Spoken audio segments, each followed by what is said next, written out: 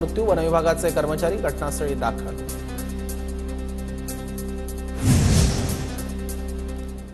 आता बघूयात अन्य काही महत्त्वाच्या बातम्या।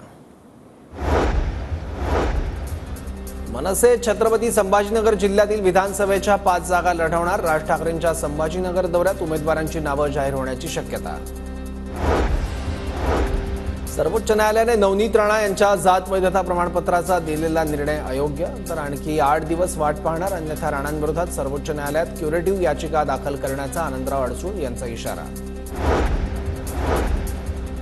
भाजपने राज्यपाल पदाचं दिलेलं आश्वासन पाळलं नाही, आनंदराव अडसूळ यांचा आरोप। राज्यपाल पदासाठी 8 दिवस अजून वाट पाहणार, अडसूळ आक्रमक। काल धाराशिवमधील आंदोलनात पवार ठाकरे गटाचे कार्यकर्ते होते। मनसे नेते संदीप देशपांडेंचा गंभीर आरोप।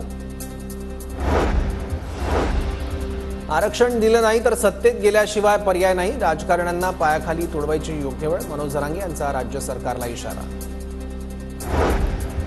सत्तेत जाऊन तुम्ही काय करणार, जरांगेंच्या सत्तेत जाण्याच्या विधानावर लक्ष्मण हाकेंची टीका।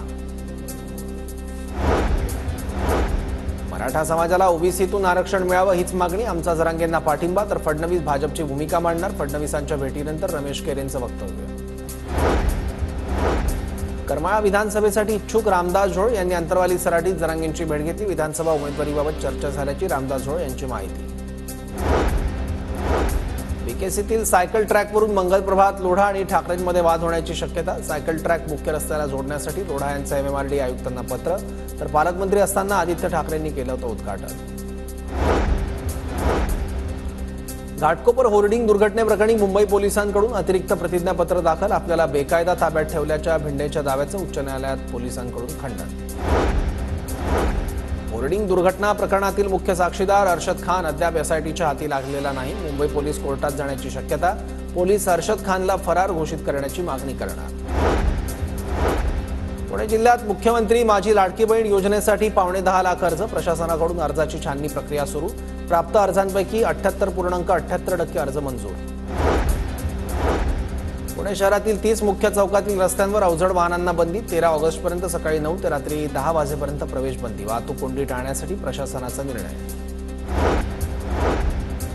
10वी-12वी परीक्षेत चांगल्या गुणांनी उत्तीर्ण झालेल्या विद्यार्थ्यांना पुणे पालिकेकडून शिष्यवृत्ती मिळणार। 8 ऑगस्टपासून ते 30 सप्टेंबरपर्यंत ऑनलाईन पद्धतीने अर्ज करता येणार।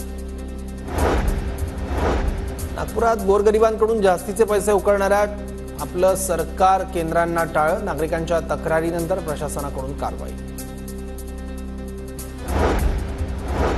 शिक्षण हक्क कायद्याअंतर्गत खासगी शाळांमधील 25% राखीव जागांवरील प्रवेश प्रक्रियेला दुसऱ्यांदा मुदतवाढ। 8 ऑगस्टपर्यंत संधी।